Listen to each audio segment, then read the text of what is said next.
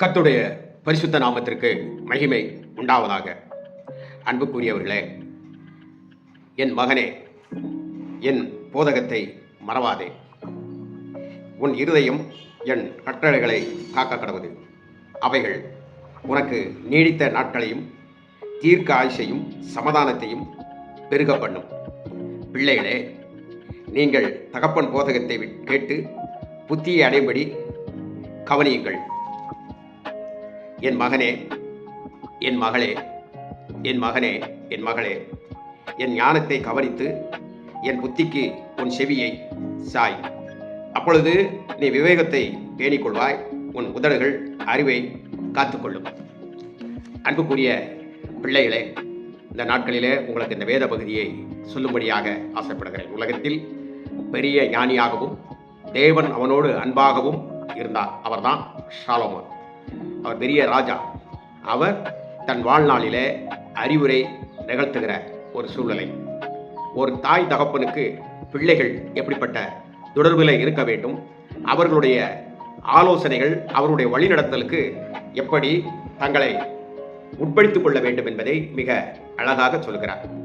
ஏனென்றால், நன்றாக தெரிந்து கொள்ளுங்கள், பிள்ளைகள் கர்த்தரால் கிடைக்கக்கூடிய ஒரு சுதந்திரமாக இருக்கிறது. அந்த சுதந்திரம் வீணான சூழ்நிலையினாலே, வீணான பழக்க வழக்கத்தினாலே பாழாய்விடக்கூடாது என்பதற்காக தாய் தகப்பன்கள் மிக ஞானமாக கண்டித்து உணர்த்தி புத்திமதிகள், ஆலோசனைகளை சொல்லி வளர்க்கிறார்கள். அப்படிப்பட்ட வளர்ப்பு தான் நாம் உலகத்தில் ஒரு பழமொழி இருக்கிறது, தொட்டில் பழக்கம் சுடுகாடு வரைக்கும் என்று அந்த பழக்கம் சொல்கின்றன. தொட்டில் பழக்கம் சுடுகாடு வரைக்கும் இருக்கும். அது ஆரம்ப நிலையிலே அவர்களை பேணி பாதுகாத்து வளர்க்க வேண்டும். நிறைய நபர்கள் என்ன செய்து விடுகிறார்கள் என்றால், தாங்கள் ஒரு குறிப்பிட்ட வயது அவர்கள் ஆகிய உடனே அவர்கள் என்ன செய்கிறார்கள் என்றால், தாங்கள் பிள்ளைகள் எப்படி கட்டித்தாலும் தங்களுடைய தகப்பன் தாயை அலட்சியம் பண்ணி விடுகிறார்கள். இப்படி அலட்சியம் பண்ணி அவர்கள் தங்களுடைய வாழ்க்கையில கேடு உண்டாகும்படியாக ஒரு கீழ்த்தரமான வாழ்க்கையை தங்களுக்கு தாங்களே அமைத்துக் கொள்ளுகிற ஒரு சூழ்நிலையை பார்க்கிறோம். ஆனால் தாயும் தகப்பனும் வேதனைப்பட்டு கொண்டே இருக்கிறார். ஆகவேதான் என் மகளே, என் மகனே, என்னுடைய புத்தியை கேள், என்னுடைய ஆலோசனையை கேள். அது உன்னுடைய வாழ்க்கைக்கு மிக மிக அவசியம். காரணம் என்னவென்றால், இந்த உலகத்தில் நீடிய ஆயுள் ஒரு மனிதனுக்கு வேண்டும். அந்த நீடிய ஆயுள் அது உனக்கு கிடைக்கும் என்று சொல்லப்பட்டிருக்கிறது. தாய் தகப்பனுடைய வழிகாட்டுதலின்படி நடக்கக்கூடிய பிள்ளைகளுக்கு நீடிய ஆயுசு உண்டு. ஏனென்றால் பரிசுத்த வேதாமத்திலும் சொல்கிறது, கற்பனையிலே ஒரு கற்பனை இப்படி சொல்லப்பட்டிருக்கிற 10 கற்பனையில் என்னவென்றால், அதாவது வாழ்வில் இந்த உலகத்தில் நீ வாழ்ந்து கொண்டிருக்கிற பொழுது வேதனை இல்லாத உன் வாழ்க்கை நீடித்திருப்பதற்கு உன் தாயையும் உன் தகப்பனையும் கணம் பண்ணுவாயாக என்று பரிசுத்த வேதாமும் குறிப்பிடுகிறது. ஆகவே அந்த அடிப்படையில் இங்கு சாலமோன் சொல்லுகிற பொழுது மிக அழகாக சொல்லுகிறார், என் புத்தியை கேள், நான் உனக்கு உபதேசம் பண்ணுவதை கேள் என்று சொல்லப்பட்டிருக்கிறது. இன்றைக்கு பிள்ளைகளிடத்திலே எவ்வளவோ புத்திமதிகளை பெற்றோர்கள் சொன்னாலும் கூட அவர்கள் கேட்பதில்லை. காரணம் என்ன தெரியுமா? இன்றைக்கு ஒரு காலத்திலே இந்த ரேடியோ, இந்த பூனக்காரப்பெட்டி என்று சொல்வார், அந்த ரேடியோவை கேட்டுக்கொண்டே இருப்பார்கள்.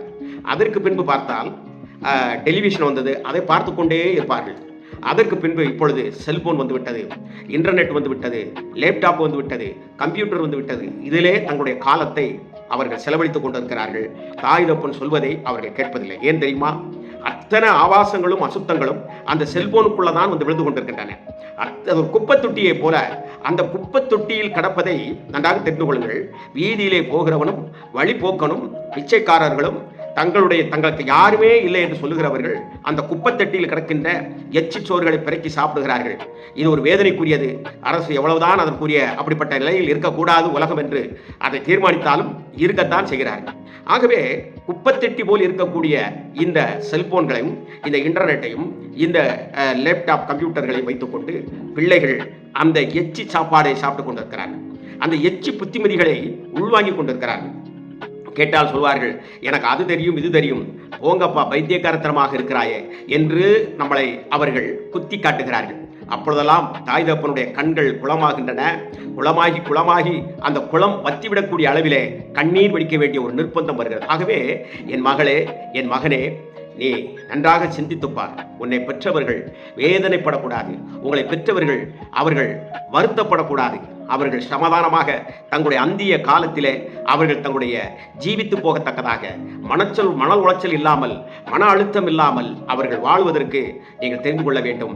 நீங்கள் முக்கியமானவர்கள். ஏனென்றால் கர்த்தர் உங்களை பேணி பார்த்து சரியான முறையில் வளர்த்தால்தான் பெற்றோர்களுக்கே பரலோகம் உண்டு. ஆகவே அத்தனை காரியங்களையும் நீங்கள் கேவலப்படுத்திவிடக் கூடாது என்பதற்காக நான் உங்களுக்கு இந்த அறிவுரைகளை வேதத்தின் அடிப்படையிலே சொல்லுகிறேன். நீங்கள் இப்போ எனக்கு ஒரு மகன் ஒரு மகள், இரண்டும் இரண்டு கண்கள். இந்த கண்களிலே வலது கண் நல்லதா கெட்டதா, இடது கண் பெரிசா என்று என்பதல்ல. ஆகவே இரண்டு கண்களும் அது ஒரே சிந்தனையெல்லாம் இருந்து கொண்டிருக்கிறது. இரண்டு சிந்தனையில் இருப்பதல்ல, ஒரே பொருளைத்தான், காட்சி பொருளை பார்க்கிறது. ஆகவே ஒன்று போலதான் நாம் என்ன செய்கிறோம்? பிள்ளைகளை நாம் வளர்க்கிறோம், அவர்களை பாதுகாக்கிறோம். ஆகவே இந்த கண் அப்படியே அழுது கொண்டே இருந்தால் பிள்ளைகள் அவர்கள் தாய் தகப்பனுடைய சொல் கேளாமல் அவர் இருக்கிறார்கள் என்று பொருத்தம். ஒன்று உங்களுக்கு சொல்லட்டுமா? பிள்ளைகள் சாட்சியற்றவர்களாக போய்விட்டால் அந்த தகப்பனுக்கும் தாய்க்கும் கண் குருடாய்விடும். ஏனென்றால் கண் போல இருப்பவர்கள் அவர்கள்தான். உலகமே அவர்களுக்கு இருண்டுவிடும். அதை தெரிந்து கொள்ள வேண்டும். உலகமே இருண்டுவிடும். கண்ணானது சரீரத்தின் விளக்காய் இருக்கிறது என்று சொல்லி ஆவிக்குரிய சிந்தனா சக்தியிலே அதை புரட்டி போட்டு பார்த்தால், ஆவிக்குரிய ரீதியிலே ஒரு நல்ல ஜீவியம் தாய் தகப்பனும் செய்ய முடியாத அளவிற்கு இந்த பிள்ளைகள் அவர்கள் தங்கள் சுய இஷ்டத்தை தெரிந்து கொண்டு அவர்கள் செல்லுகிற பொழுது, அவர்கள் தாய் தகப்பனுக்கு அப்படிப்பட்ட ஒரு வேதனையான ஒரு அனுபவத்தை அவர்கள் கொடுக்கிற பொழுது, அவர்கள் இந்த உலகத்திற்குள் தலைநிமிர்ந்து நடக்க முடியாத தடுக்கி விழக்கூடியவர்களாக பெற்றோர்கள் இருக்கிறார்கள். உன் அப்பா இருக்கிறார், உன் அம்மா இருக்கிறார் என்பதை மறந்துவிடக்கூடாது. பரிசுத்த வேதாகமத்திலே நம்முடைய முற்பிதாக்களிலே இரண்டாவது பிதாவாக இருக்கக்கூடிய ஈசாக்கும் அவருடைய மனைவி ரெபேக்காளையும் குறித்து பார்த்தால், அவருடைய மூத்த குமாரன் ஏசா என்ன செய்தார் என்றால், தன் தாய் தகப்பனுக்கும் அனுதினமும் நிந்தனையும் கண்ணீரையும் வேதனையும் அவர் கொடுத்து கொண்டே இருந்த ஒரு காரணத்தினால அந்த ஏசா கர்த்தருடைய சமூகத்திலே நிற்க முடியாத அளவிற்கு அந்த தேவன் அந்த அவன் சேஷ்ட புத்திரபாகம் இருந்தும் கூட அதை அனுபவிக்க முடியாமல் அளவுக்கு போய்விட்டது. ஆகவே என் மகளே, என் மகனே, நீ நன்றாக அறிந்து கொள், சிந்தித்துக்கொள். உன் வாழ்க்கையானது தடம்புரளாமல் சரியாக இருந்து கொள்வதற்கு நீ கர்த்தருடைய வார்த்தைக்கு, கர்த்தருடைய செய்கைக்கு சாட்சி உள்ளவராக வாழ வேண்டும் என்று உன்னை அன்போடு கேட்டுக்கொள்கிறேன். மாத்திரமல்ல, பிள்ளைகள் இரண்டு பிள்ளைகளும் இரண்டு கண்கள் என்றால் தனக்கு துணையாக, இப்போ எனக்கு துணையாக இருக்கக்கூடிய துணைவியார், அதாவது உங்களுடைய அம்மா, அவர்கள் இதயமாக இருக்கிறார்கள், இதயத்தை போன்று இருக்கிறார்கள். இதயம் நின்றுவிட்டால் உங்களுக்கு தெரியும். ஆகவே தனக்கு துணைவியாக இருக்கக்கூடியவர்கள் பழுதுபட்டு விட்டாலோ பாதிக்கப்பட்டு விட்டாலோ இந்த இதயம் நின்றுவிடும். அதை தெரிந்து கொள்ளுங்கள். இதயம் இல்லாத ஒரு வாழ்க்கை தான் அதற்கு பின்பு வாழ முடியும். ஆகவே தான் தேவன் அமைத்து கொடுத்திருக்கக்கூடிய இதயம் போன்ற தன்னுடைய துணைவியை அவன் மிக சரியாக பார்த்து கொள்ள வேண்டும். அப்படித்தான் நான் கருதுகிறேன்.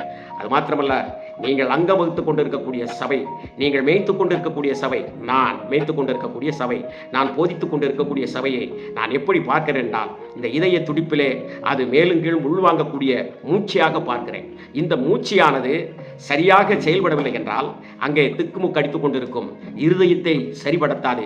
பிள்ளைகளிடத்தில் சரியான முறையில் நேரத்தை செலவழிக்க முடியாது. இந்த நிலையில் ஆகிவிடும். ஆகவே சபை என்பது ஒரு மூச்சை போல் இருக்கிறது. ஏனென்றால் கர்த்தர் அநேக ஆத்துமாக்களை கொடுத்திருக்கிறார். ஆகவே அந்த சபை சாட்சி இழந்துவிடுமானால் நமக்கு மூச்சு திணறல் ஏற்பட்டுவிடும். ஊழியக்காரருக்கு, எனக்கு என்று நான் கருதுகிறேன். ஆகவே பிள்ளைகள் இருவரும் எனக்கு கண்கள், எனக்கு துணைவியாக இருக்கக்கூடிய சாந்தி எனக்கு இதயம், நான் நடத்துகிற சபை என்னுடைய மூச்சியாக இருக்கிறது. அதற்கு பின்புதான் என்னுடைய சொந்த பந்தங்கள், உலகத்தில் இருக்கக்கூடிய நண்பர்கள், இவர்களை நான் பார்க்கிறேன்.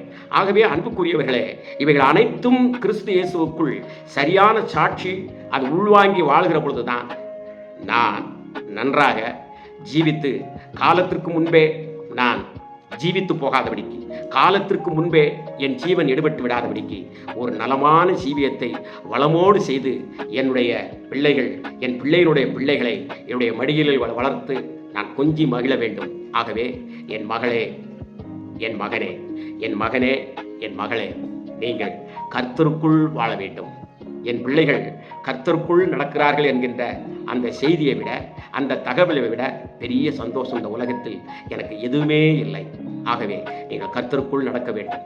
நீங்கள் வைத்திருக்கக்கூடிய வேதத்தை அனுதினமும் படிக்க வேண்டும். அதை ஆராய்ச்சி செய்ய வேண்டும். அது உங்களுக்கு என்ன சொல்லுகிறதோ அதன்படி வாழ வேண்டும். அப்படி வாழ்ந்து என் கண்கள் குளமாகாதபடி, என் கண்கள் ஒளிமங்காதபடி நீங்கள் வாழ வேண்டும்.